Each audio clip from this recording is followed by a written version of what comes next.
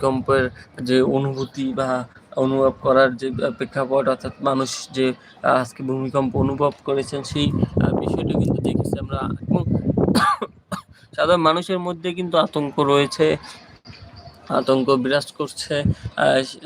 কারণ এইভাবে যদি ভূমিকম্প হতে থাকে তাহলে ভবিষ্যতে এই রাজধানী ঢাকাতে বসবাসযোগ্য শহর হিসেবে থাকবে কিনা সেই বিষয়টি কিন্তু মানুষজন আশঙ্কা করছেন। অর্থাৎ এখনই কিন্তু মানুষজন যেভাবে রাজধানীতে বসবাস করছেন নিরবিচ্ছিন্নভাবে, অর্থাৎ প্রায় 4 থেকে 5 কোটি মানুষের এই শহর ঢাকা, সেই ঢাকা শহরে যেভাবে ঘনবসতি সেই জিনিসটি যদি আপনাদের দেখায় যে ভবনগুলো যেভাবে দাঁড়িয়ে রয়েছে একটার পাশে আরেকটা ভবন, সেই ভবনগুলোতে কতটা ঝুঁকি রয়েছে আপনার কি মনে হয়?